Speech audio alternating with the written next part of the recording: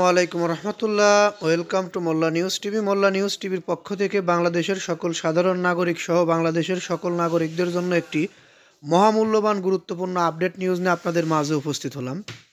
আবু সাইদ মারা যায়নি, ফ্রান্সে আছে, মন্তব্যটি কেমন, সত্য না ভুয়া? আমরা সামাজিক যোগাযোগ মাধ্যম টিকটক বিভিন্ন জায়গায় এই নিউজটি দেখছি। এই নিউজটি পাওয়ার পরে আসলে সবচেয়ে বেশি কষ্ট লেগেছে একজন শহীদ ব্যক্তিকে নিয়ে এরকম কথা বলা আর একজন বাংলাদেশের সম্মানী ব্যক্তির নাম দিয়ে এই তথ্যটি প্রচার করা। আবু সাইদ মারা যায়নি, আছে ফ্রান্সে। ডক্টর ইউনূস তাকে ফ্রান্সে পাঠিয়ে দিয়েছেন। সম্প্রতি টিকটকে সংবাদ আমরা পেয়েছি। সাবেক সংসদ সদস্য গোলাম মাওলা রনির একটি ভিডিও প্রচার করা হয়েছে, তবে ভিডিওটি ভুয়া। ভিডিওটি কিভাবে প্রচার করা হয়েছে সেটি আমরা ফ্যাক্ট চেকের মাধ্যমে পেয়েছি। আমরা যে বিষয়টি পেয়েছি সেই বিষয়টি উল্লেখ করলে আপনারা বিস্তারিত বুঝতে পারবেন।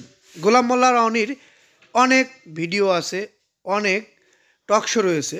সেই টকশো বা ভিডিও থেকে একটি ভিডিও ক্লিপ নিয়েছেন যারা এই কাজটি করেছেন তারা। নেওয়ার পরে সেখানকার বক্তব্য অর্থাৎ কথাগুলো কেটে দিয়ে ওইখানে কথা লাগানো হয়েছে। এভাবে ডিজিটাল মাধ্যম ব্যবহার করে গোলাম মাওলা রনির নাম নিয়ে এই নিউজটি প্রচার করা হয়েছে। আসলে নিউজটি ভুয়া। আবু সাইদ শহীদ বলে গোলাম মাওলা রনির ভেরিফাইড ফেসবুক পেজের একটি পোস্টও তিনি করেছেন, আর তার বিরুদ্ধে তাকে নিয়ে এরকম কথাবার্তা চলছে দেশে। এই বিষয়টি খুবই দুঃখজনক। এই বিষয়ে যদি কোনো মন্তব্য আপনার থেকে থাকে অবশ্যই আপনি মন্তব্যটি প্রকাশ করে যাবেন আমাদের কমেন্ট বক্সে। আর এই যারা এগুলো করেছে তাদের বিরুদ্ধে সরকারি ব্যবস্থা নেওয়া অতীব জরুরি বা গুরুত্ব। এগুলো আসলে খুব খারাপ। একজন শহীদ ব্যক্তি বা মৃত ব্যক্তিকে নিয়ে এরকম কথাবার্তা বা এরকম কিছু যারা করছে এদের আসলে মন্তব্য করব কিভাবে তাদের বিরুদ্ধে, আমি সেটাই বুঝতে পারছি না। তারা আসলে চায় কি? তারা বাংলাদেশের ভালো চায় নাকি বাংলাদেশের ভালো চায় না সেটাই বুঝতে পারি না।